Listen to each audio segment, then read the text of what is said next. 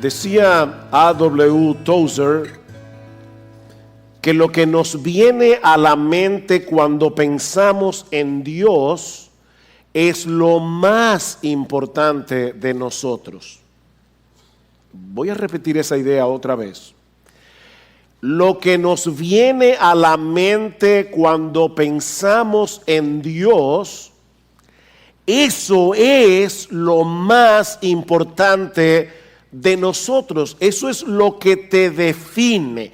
No lo que piensas acerca de ti, sino lo que piensas acerca de Él.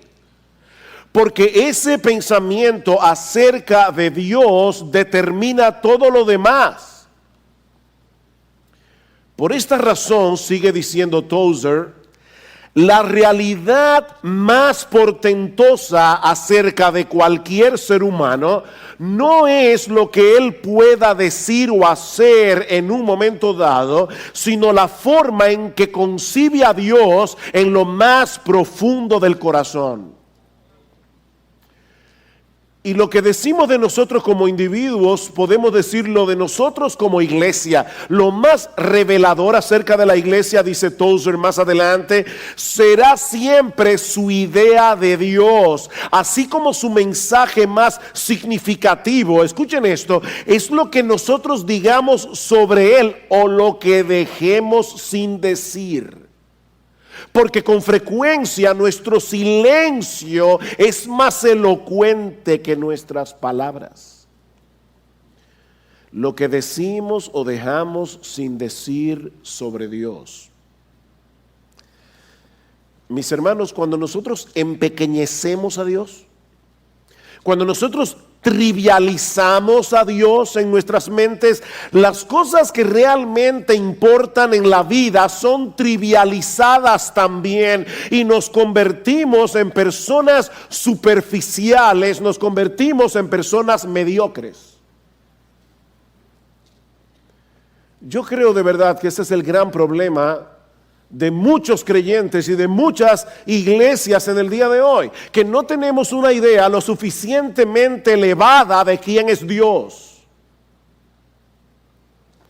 Y consecuentemente no somos dominados por una pasión por Él que arrastre todo lo demás a un plano muy secundario.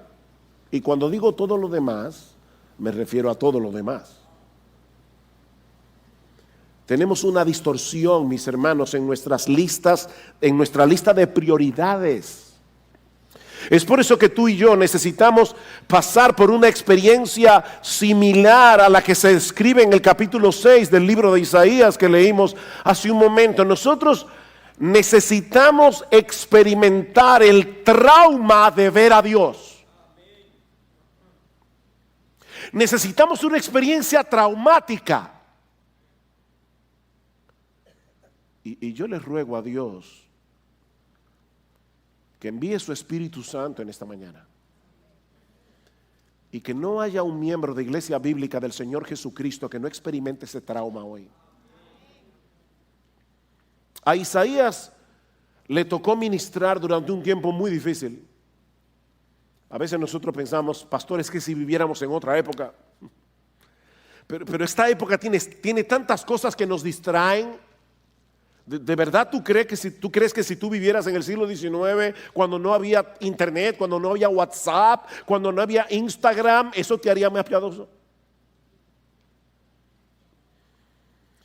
En el tiempo de Isaías había mucha decadencia moral, mucha decadencia política, mucha decadencia religiosa en el reino de Judá, que fue donde ministró Isaías. Los gobernantes eran muy corruptos, el pueblo era muy idólatras, los ricos eran unos explotadores y la cultura del entretenimiento se había expandido como un cáncer en la sociedad. Vayan conmigo a Isaías capítulo 5, capítulo antes de nuestro texto. Lean el versículo 8. Ay de los que juntáis casa con casa y añadís campo a campo hasta que no queda sitio alguno para habitar vosotros solos en medio de la tierra. Había un materialismo rampante. Versículo 11. Ay de los que se levantan muy temprano, muy de mañana para ir tras la bebida, de los que trasnochan para que el vino los encienda.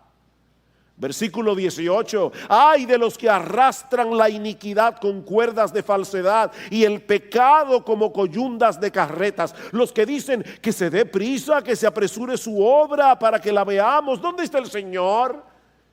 Que se acerque y venga el propósito del Santo de Israel para que lo sepamos. Ay de los que llaman al mal bien y al bien mal. ¿Les suena parecido eso? Que tienen las tinieblas por luz y la luz por las tinieblas, que tienen lo amargo por dulce y lo dulce por amargo. Ay de los sabios en sus propios ojos e inteligentes para sí mismos. Ay de los héroes para beber vino y valientes para mezclar bebidas, que justifican al impío por soborno y quitan al justo su derecho. No hay nada nuevo debajo del sol. Lo único que parecía darle cierta estabilidad a la nación era el rey Usías. Un líder político y militar muy capaz, que llevó al pueblo de Israel, al reino de Judá, a su esplendor mayor en aquellos días. Usías reinó 52 años en Judá. 52 años, lo que Fidel estuvo en Cuba más o menos. Lamentablemente dicen, segunda de Crónicas, capítulo 26, versículo 16, que al final de sus días, cuando llegó a ser fuerte, su corazón se hizo tan orgulloso que obró corruptamente y fue infiel al Señor su Dios, pues entró al templo del Señor para quemar incienso sobre el altar del incensario.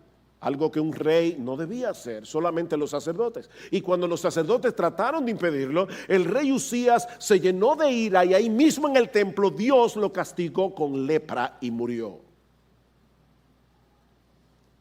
El rey que había traído algo de estabilidad a la nación, después de 52 años, desaparecía del escenario político como un arrogante cubierto de vergüenza. Y ese fue el año en que Isaías tuvo la visión que marcó el inicio de su ministerio. Noten el versículo 1 del capítulo 6. En el año de la muerte del rey Usías, vi yo al Señor. En el año de la muerte del rey. A partir de ese momento, Isaías se mantuvo predicando fielmente la palabra de Dios durante casi medio siglo, hasta que fue, según la tradición, asesinado por el rey Manasés. Y no con cualquier tipo de muerte. Isaías fue aserrado y partido en dos. Así murió Isaías.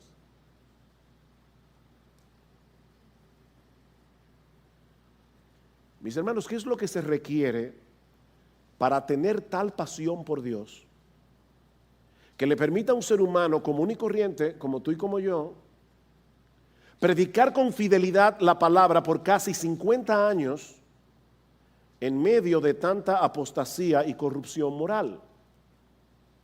¿Qué es lo que se requiere para que personas como tú y como yo seamos librados de las trivialidades de este mundo y vengamos a ser hombres y mujeres apasionados por Dios y por su reino? Yo creo que este pasaje tiene la respuesta para esa pregunta. En primer lugar, mis hermanos, nosotros necesitamos una visión más elevada de la santidad y la soberanía de Dios.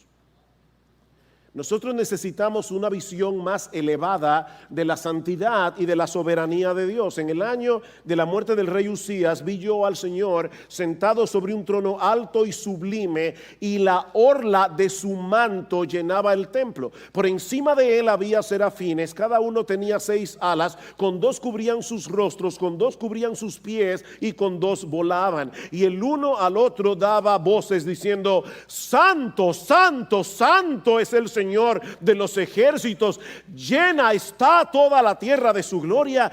Y se estremecieron los cimientos de los umbrales a la voz del que clamaba, y la casa se llenó de humo. Cada uno de los detalles de esta visión tiene la intención evidente de hacerle ver a Isaías la suprema exaltación de Dios como el Rey soberano de todo lo creado. Él está sentado sobre un trono alto y sublime, por encima de todos los tronos de este mundo. Y la orla de su manto, literalmente en el texto hebreo, lo que dice es el dobladillo de sus ropas reales. El ruedo de la ropa de Dios llenaba el templo. Wow. El ruedo, el dobladillo del manto real de Dios llenaba el templo. Cuando Isabel II fue coronada como reina de Gran Bretaña en el año 1953, la cola de su vestido estaba hecha de terciopelo y armiño y medía 36 pies de largo. Era tan pesada que se necesitaron 6 damas para cargar la cola del vestido. Pero Isaías nos dice aquí que el ruedo de la ropa imperial del Señor era tan abundante que llenaba todo el templo. Y por supuesto, hermanos, este es un lenguaje de apocalíptico, es una visión que es imposible de visualizar con nuestra imaginación. Lo que se pretende aquí con esta descripción no es que tú y yo podamos visualizar lo que Isaías vio, es que podamos entender que ningún monarca terrenal, por poderoso que sea, puede compararse siquiera con la realeza, el esplendor y la majestad de nuestro Dios. Él es infinitamente glorioso, Él es infinitamente esplendoroso, Él es infinitamente poderoso. Dios quiere que nosotros entendamos que la estabilidad del universo depende del hecho de que Él está sentado en ese trono alto y sublime. Los reyes terrenales vienen y van como el rey Usías, pero nuestro Dios sigue siendo soberano y Él mantiene bajo control desde las estrellas más inmensas de todas las galaxias hasta los virus y bacterias que no se pueden ver a simple vista.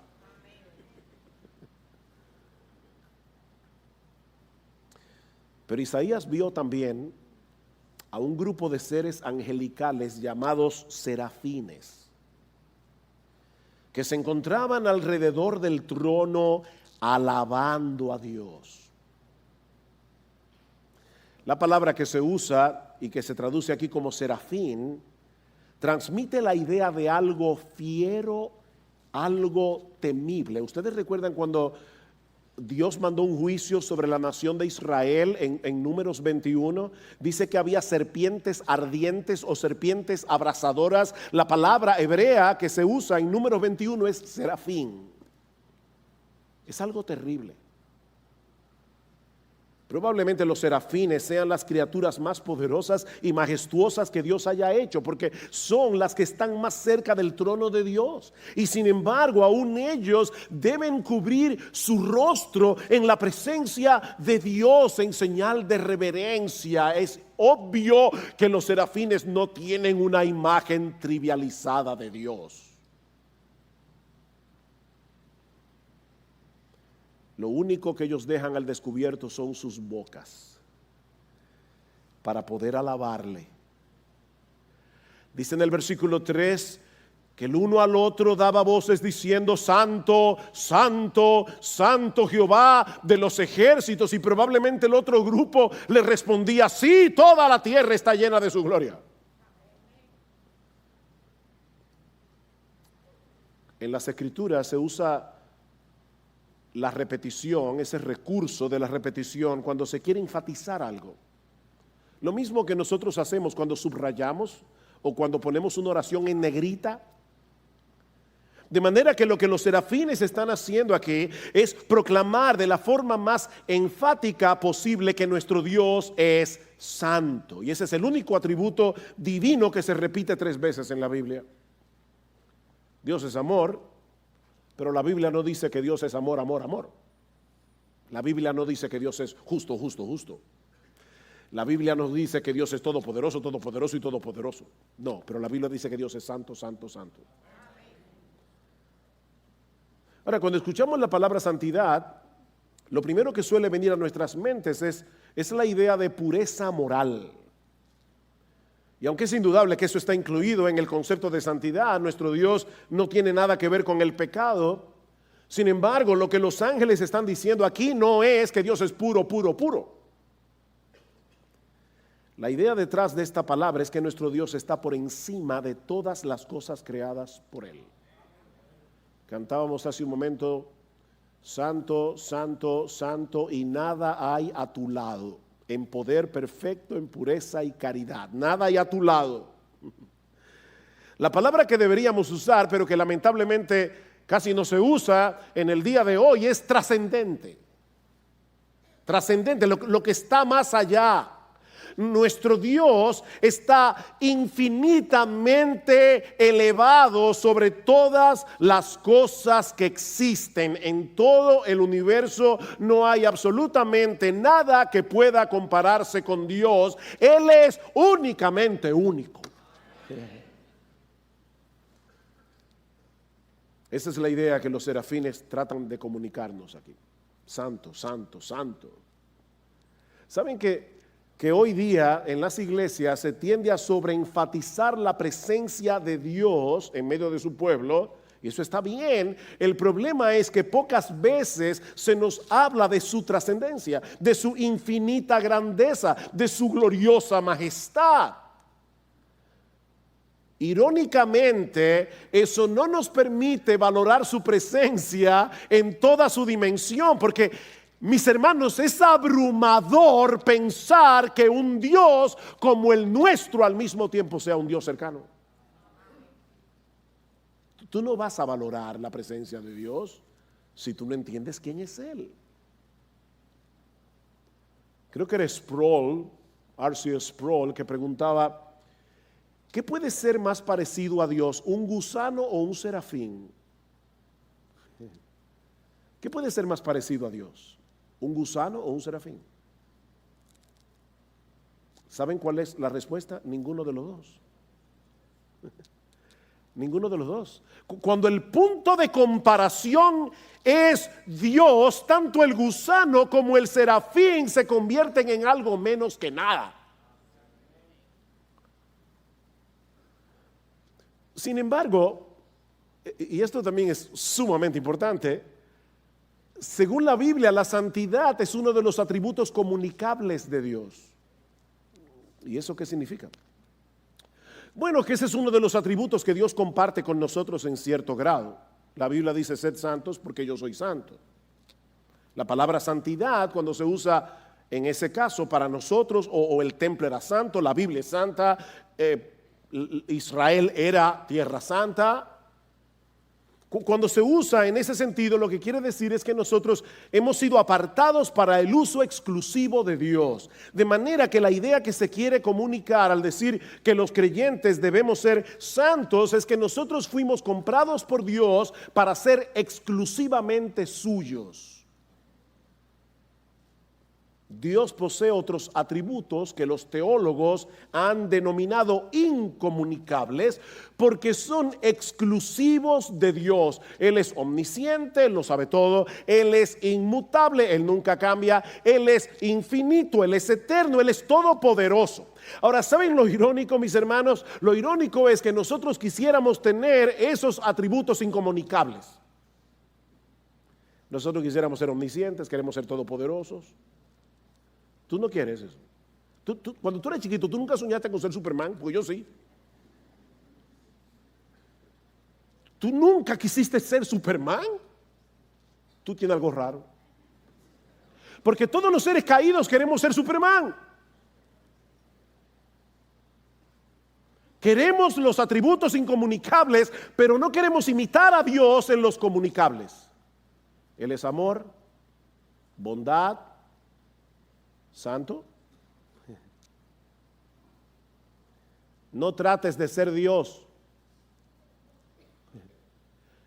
Conténtate con contemplar su hermosura con admiración, tanto en su palabra como en todo lo creado. Dicen los serafines que ese Dios 3 veces santo ha llenado la tierra de su gloria. ¿Sabes lo que eso significa? Lo que eso significa es que si nosotros no estuviéramos infectados con el secularismo y el naturalismo de nuestra generación, donde quiera que nosotros posáramos nuestros ojos, veríamos suficientes evidencias de la gloria, el poder, la majestad, la no sé si se puede decir excelsación de Dios, que nos postraríamos en adoración delante de Él. La tierra está llena de su gloria, pero estamos infectados. A pesar de que nosotros decimos no creemos en el evolucionismo, nosotros creemos que Dios creó todas las cosas, decimos eso con la boca, pero estamos infectados con el virus del secularismo y no vemos a Dios en la lluvia, en el monte, en las aves. Yo me acuerdo una vez, yo estaba muy abatido por una razón y caminando por la acera, de repente me fijé que había una florecita silvestre, un ramito de florecita silvestre. Y no recuerdo ni por qué se me ocurrió tomar la florecita y comenzar a verla con cuidado. Y de verdad, hermanos, en una florecita hay tanta evidencia del poder y la sabiduría de Dios que a mí se me fue la ansiedad. Cuando veo tu cielo, obra de tus dedos, la luna y las estrellas que tú formaste, digo yo, ¿y qué es el hombre? Para que tengas de él memoria. Ahora, para añadir algo más de terror al corazón de Isaías, dice en el versículo 4 que los quiciales de las puertas se estremecieron con la voz del que clamaba, es decir, con el canto de los ángeles. ¿Oyeron eso? Es obvio que ellos no decían, santo, santo, santo, Jehová de los ejércitos. No, los ángeles cantaban y esa mole estructural del templo comenzó a temblar.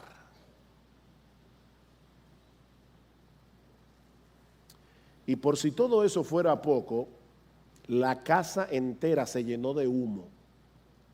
Muy probablemente con el humo del incienso que solía usarse en el templo en el contexto de los sacrificios.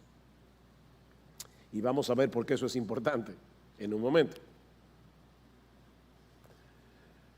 Mi amado hermano, mi amada hermana, tú y yo necesitamos ver a Dios de esa manera.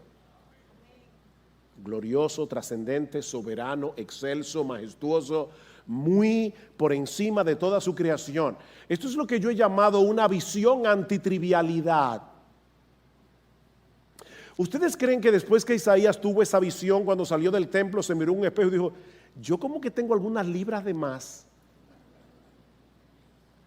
O qué raro, cuando fui al templo fulano no me saludó. ¿De verdad? ¿Ustedes creen que Isaías salió del templo pensando en esas boberías? Esta es una visión antitrivialidad. Pero no solamente necesitamos tener esa visión elevada de la santidad y de la soberanía de Dios.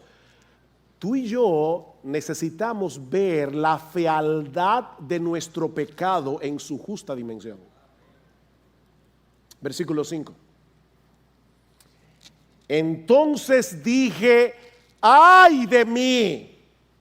Y no es que yo quiero vocear por vocear, es que yo no creo que él dijo, ¡ay!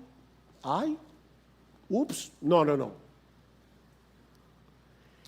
¡Ay de mí! Porque perdido estoy, pues soy hombre de labios inmundos y en medio de un pueblo de labios inmundos habito, porque han visto mis ojos al Rey, el Señor de los ejércitos.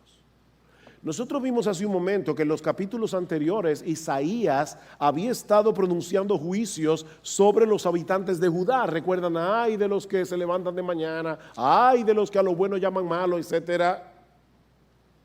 Pero ahora que él ha visto ese cuadro de la majestuosa santidad de Dios, Isaías clama espantado, ay de mí. La tendencia del corazón humano, la tuya y la mía, es ver los pecados de otros como peores que los nuestros, ¿no es así? Leemos el periódico y pensamos, oye, esta nación tiene que estar bajo juicio por causa de los políticos corruptos, por causa de los narcotraficantes, por causa de los ricos explotadores, por causa de los delincuentes que no respetan la vida de nadie. ¿Es eso verdad? Sí. Sí, es verdad, pero no es toda la verdad. No es toda la verdad. Cuando Isaías vio la gloria de Dios, lo primero que le saltó a la cara fue su propio pecado. Ese es el resultado de entrar en contacto con el Dios vivo y verdadero. Isaías se sintió deshecho, esa es la palabra hebrea, deshecho. No porque percibió su pequeñez ante la grandeza de Dios, sino porque percibió su iniquidad al estar en la presencia de un Dios 3 veces santo. Dice Habacuc que nuestro Dios es muy limpio de ojos para ver el mal. En otras palabras, su santidad y su justicia le impiden ver el pecado con indiferencia. Ahora, ¿cuáles pecados? Lo que tú y yo tenemos en la lista de pecados groseros, los pecados impublicables. Escucha lo que dice Proverbios capítulo 6, versículo 16. Hay 6 cosas que odia el Señor. Sí hay cosas que el Señor odia. Y 7 son abominación para Él. ¿Saben cuáles son algunas de las cosas que Dios odia? Los ojos soberbios, la lengua mentirosa, y no clasifique mentira blanca, mentira morada, no, la lengua mentirosa, un testigo falso que dice mentiras, e incluso el que siembra discordia entre hermanos.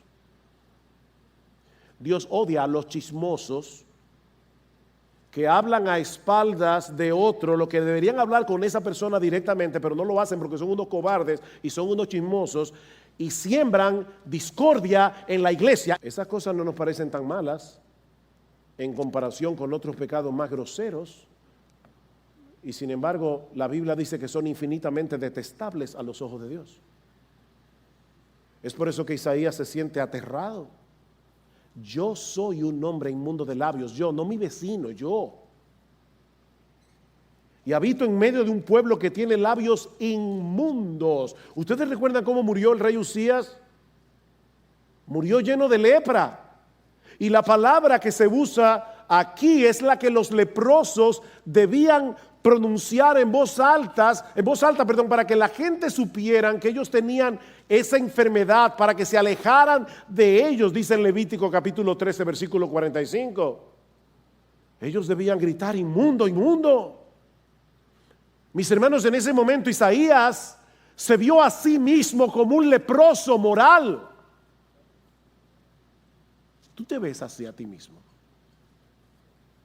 Como un leproso moral. ¿O tú eres de los que vas por el mundo enjuiciando a todas las personas menos a ti mismo? Como si tú fueras superior.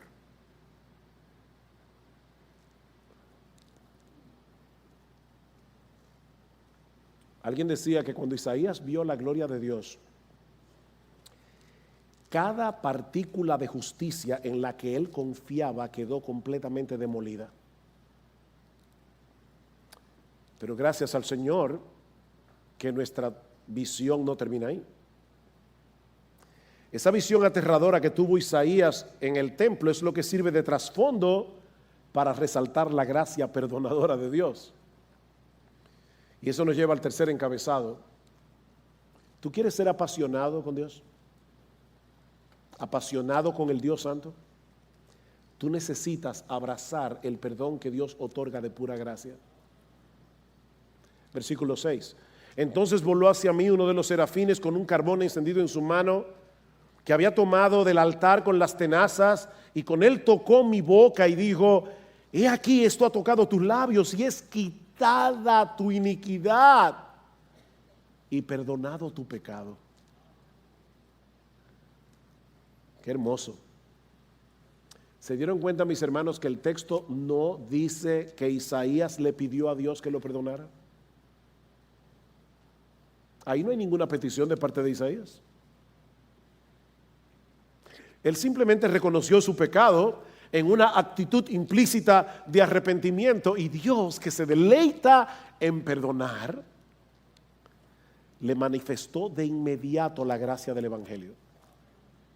¿Qué Dios tenemos? Mis hermanos, cuando Dios abre nuestros ojos para que veamos cuán santo Él es y cuán pecadores somos nosotros, no lo hace para destruirnos, es para darnos vida. Él es supremamente trascendente, como vimos hace un momento, pero al mismo tiempo es un Dios de gracia que se acerca a nosotros con la disposición de concedernos el perdón de todos nuestros pecados. Por supuesto, el hecho de que este serafín haya tomado del altar un carbón encendido para purificar a Isaías nos dice que un sacrificio había sido hecho y quemado en el altar, prefigurando obviamente el sacrificio de nuestro Señor Jesucristo. Dios no se hace de la vista gorda con respecto al pecado del hombre, sino que hizo provisión para que ese pecado pudiera ser perdonado sin Él pasar por alto su justicia. Solo a Dios se le pudo haber ocurrido el Evangelio.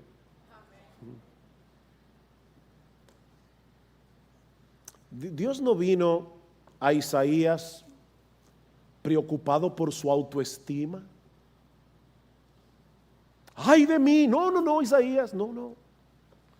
Has entendido mal la visión. Lamento mucho que te hayas sentido tan miserable, porque en realidad tú eres lo mejorcito de la sociedad judía. No te sientas tan mal. No, a Dios no le preocupaba la autoestima de Isaías. Dice Jerry Bridges: la buena noticia del Evangelio no es que nosotros no somos tan malos. La buena noticia es que Dios, a través de Cristo, ya trató con lo malo que somos. No es que tú no eres tan malo, tú eres peor de lo que tú crees. Y yo también. El Señor no solo perdonó nuestra culpa sobre la base de la justicia de su Hijo, sino que también puso su justicia perfecta en nuestra cuenta por medio de la fe. Imagínate que te has pasado el día entero cavando una zanja en el patio de tu casa. Al final del día estás muy sudado, completamente sucio de pies a cabeza. Pero resulta que esa noche tienes un compromiso con alguien muy importante que te ha invitado a cenar. Pregunta: ¿sería lógico que te pusieras ropa limpia sin haberte bañado primero? No. Ok, ¿y qué tal si te das una ducha y luego te pones la ropa con la que estuviste acabando todo el día? No, las dos cosas son ridículas. Tú necesitas una ducha y necesitas ropa limpia. Y eso fue lo que Dios nos proveyó. Dios nos lavó con la sangre preciosa de Jesucristo, pero no nos dejó así. Nos vistió con la ropa de gala de la justicia perfecta de nuestro Señor. ¿Y cómo reaccionó Isaías ante la gracia perdonadora de Dios? Déjame personalizar esta pregunta. Mi hermano, ¿cómo deberíamos reaccionar tú y yo ante la extraordinaria noticia del Evangelio de que ese Dios trascendente, sublime, infinitamente majestuoso, perfectamente puro, ha decidido perdonarnos por medio y al precio de la vida de su Hijo? Eso nos lleva de la mano al cuarto elemento de este pasaje. necesitamos asumir el privilegio del servicio. Noten que no dije que necesitamos servir. No, yo lo que estoy diciendo es que tú y yo necesitamos asumir el privilegio del servicio. Versículo 8. Y oí la voz del Señor que decía, y aquí tenemos otra vez el misterio de la Santísima Trinidad, Dios en tres personas, bendita Trinidad, cantábamos hace un momento. Oí la voz del Señor que decía, ¿a quién enviaré? Singular. ¿Y quién irá por nosotros? Plural.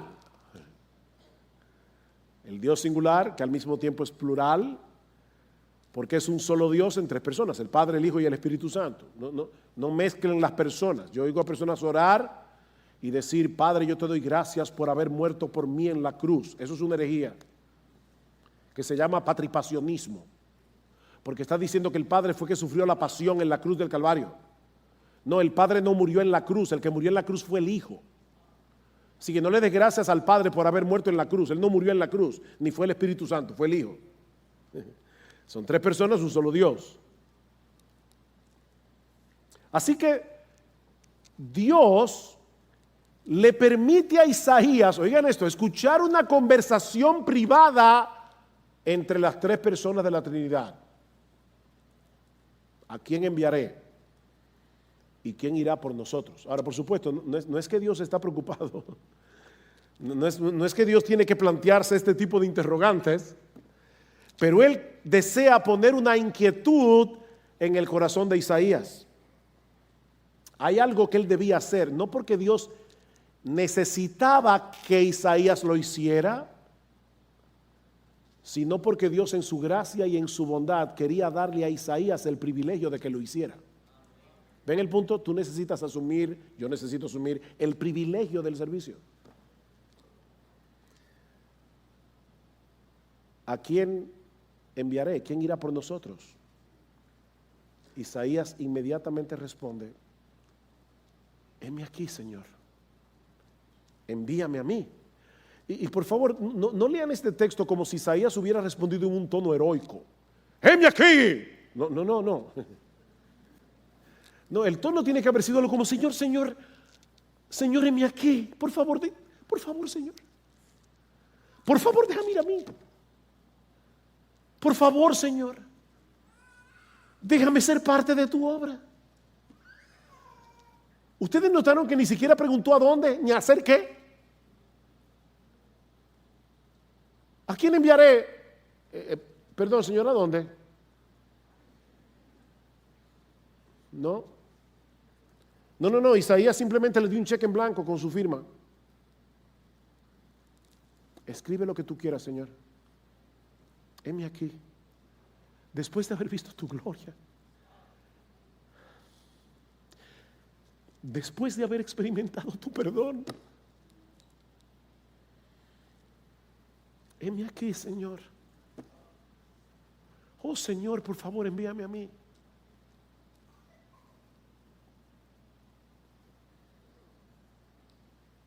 ¿Qué fue lo que movió a Isaías a mantenerse por 5 décadas haciendo esto que él comenzó a hacer en Isaías 6?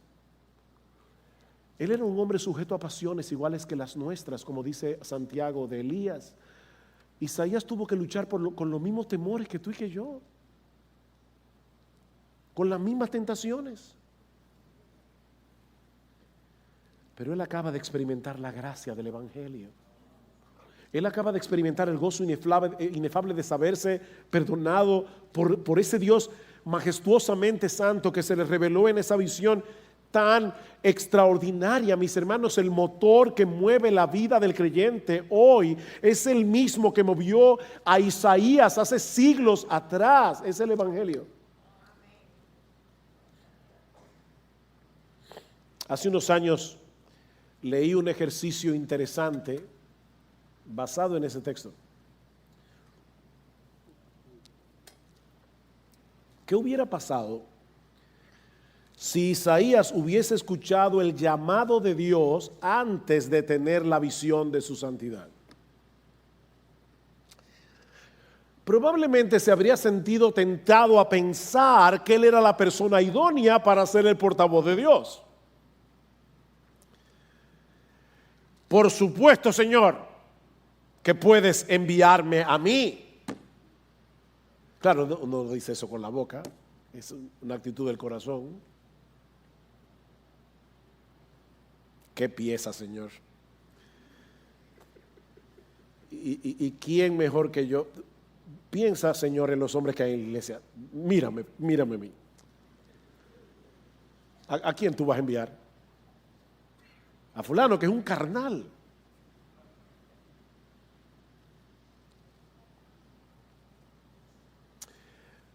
Miren, yo no lo sé porque no pasó, pero tal vez, conociendo la naturaleza humana, de no haber pasado por esa experiencia, Isaías habría venido delante del pueblo con ese sentido de autojusticia y de superioridad que no nos permite ministrar con gracia, con humildad y compasión.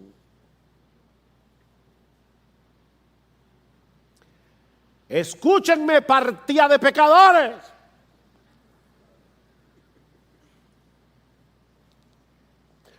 Ahora, supongamos que hubiera sido al revés, que Isaías hubiera recibido el llamado de Dios después de haber sido devastado por la visión de su gloria, pero sin haber recibido el perdón del Evangelio.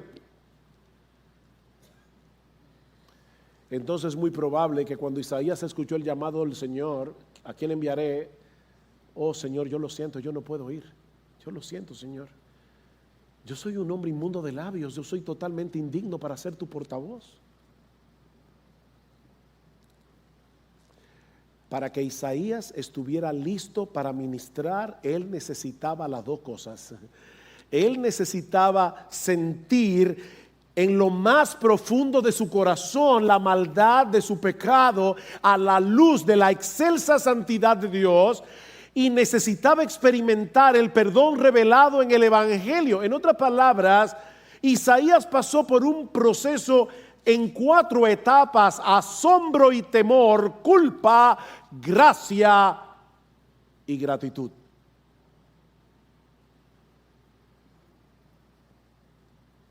Y es ese mismo proceso el que vamos a encontrar en la historia de cualquier creyente que manifieste una pasión genuina por nuestro Señor y Salvador Jesucristo y por la expansión de su reino. ¿Saben por qué no se percibe en nosotros esa pasión que pone cada cosa en su lugar en nuestra lista de prioridades? Porque no tenemos una idea muy clara de nuestra culpa a la luz de la santidad de Dios, y por eso no podemos valorar en una forma adecuada la magnitud de su perdón.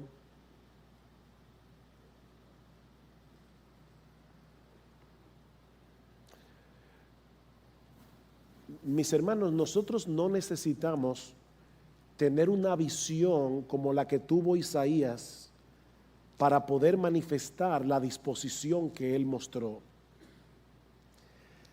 Porque de hecho, nosotros tenemos algo más sorprendente que la visión de Isaías. Porque nosotros tenemos la Biblia completa. Y ahora tú y yo sabemos cosas que Isaías no sabía. Jesús le dice a sus discípulos: bienaventurados vuestros ojos porque ven y vuestros oídos porque oyen, porque muchos santos y justos hubieran querido ver lo que ustedes están viendo y oír lo que ustedes están oyendo, pero no lo vieron ni lo oyeron.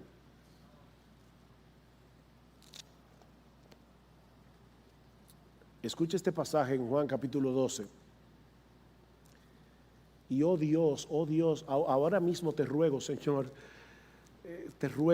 que tu Espíritu Santo venga y aplique este pasaje en nuestro corazón. Juan capítulo 12 dice que el Señor estaba hablando en el templo, Jesús, y dice: estas cosas habló Jesús y se fue y se ocultó de ellos. Pero a pesar de que había hecho tantas señales delante de ellos, no creían en él, para que se cumpliese la palabra del profeta Isaías. Y ahora Isaías va a citar, Juan va a citar Isaías 53, que dijo: Señor, ¿quién ha creído a nuestro anuncio y a quién se ha revelado el brazo del Señor?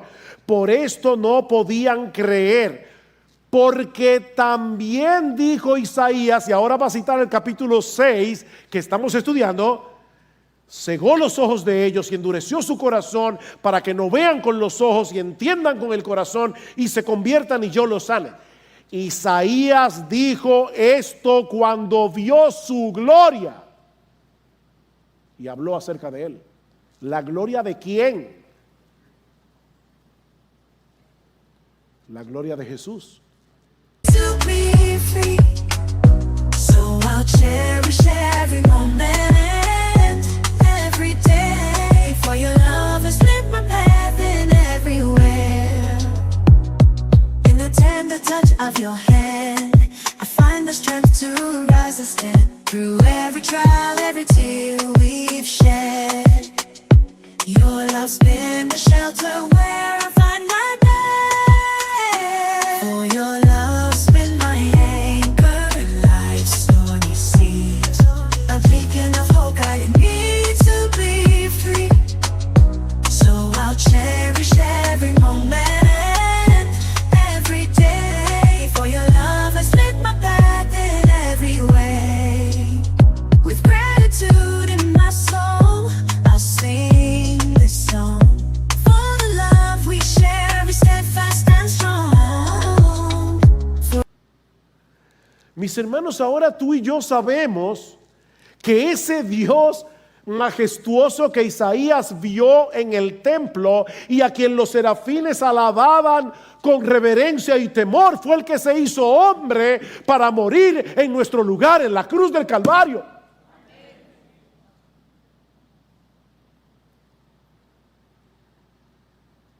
Esta mañana me tocó leer en mi devocional Mateo capítulo 27 y yo le pedía perdón al Señor porque decía: Señor, yo voy a predicar de Isaías 6 y ya yo sé que este Jesús que atravesó por todos estos dolores es el Rey de gloria, a quien los serafines alaban en el cielo.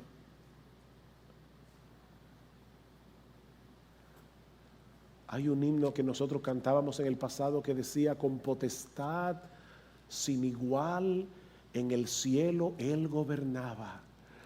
Los ángeles su voluntad siempre cumplían, pero un día le vimos cargar su cruz. Por la senda de dolor y muerte, por mí murió, qué gran amor.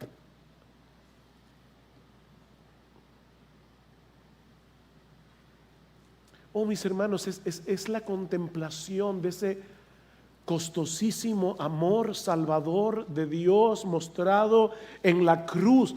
Es el combustible que tú y yo necesitamos para tener encendida, para mantener encendida la llama de nuestra pasión por Él. Para que todas nuestras trivialidades sean consumidas por el fuego de su santidad. Para que tú y yo podamos decir: Señor, yo no sé cuáles serán las circunstancias por las que yo voy a tener que atravesar en el futuro. Yo no sé cuáles son las cosas en las que tú quieres que yo me involucre para servirte en la expansión de tu reino en medio de tu iglesia. Pero de antemano, Señor, te digo: heme aquí, envíame a mí.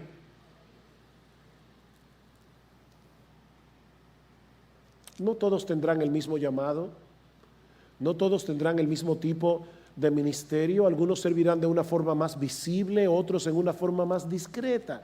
Unos lo harán en el marco de algún ministerio formal, otros de manera informal y privada. Yo a veces escucho a personas que dicen: yo no sé qué hacer aquí en la iglesia. ¿De verdad? Mi hermano, mira a tu alrededor. ¿Tú sabes la cantidad de personas en esta iglesia que necesita que alguien lo discipule? o es que para ti servir en la iglesia es estar dentro de la estructura de un ministerio?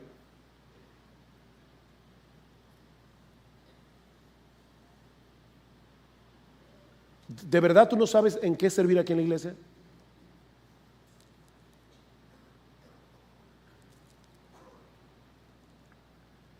Y aún en la estructura formal, aquí hacen falta maestros de escuela dominical, aquí hacen falta personas que trabajen en el parqueo, aquí hacen falta personas que trabajen en el sonido, aquí hay personas que deben trabajar en la música, aquí hay personas que deben trabajar en mil cosas.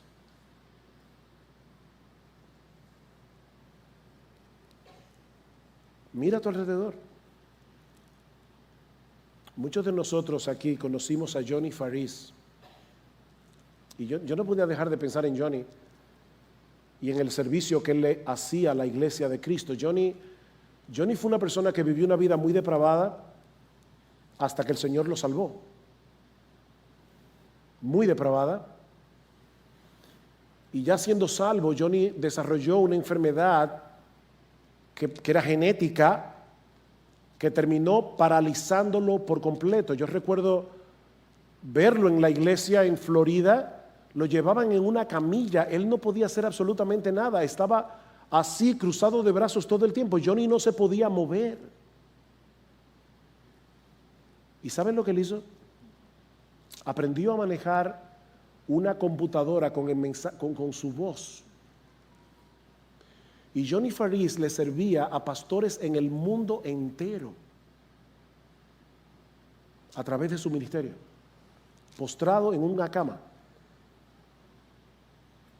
Yo no sé cuántas veces yo le mandé una nota a Johnny Faris diciendo: Johnny, por favor, nuestra iglesia va a tener esto, necesitamos que la iglesia de Cristo ore. Y ahí mismo Johnny Faris mandaba una petición de oración.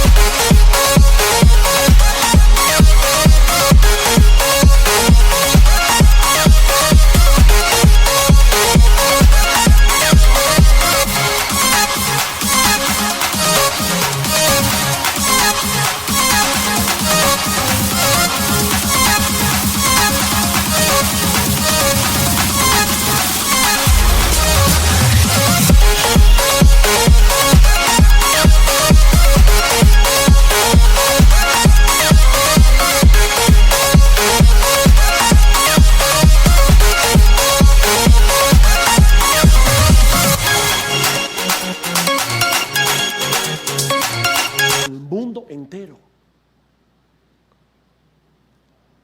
postrado, sin poder moverse. De verdad, mi hermano, mira a tu alrededor, mira a tu alrededor. El problema nuestro no es falta de ministerio, es falta de pasión.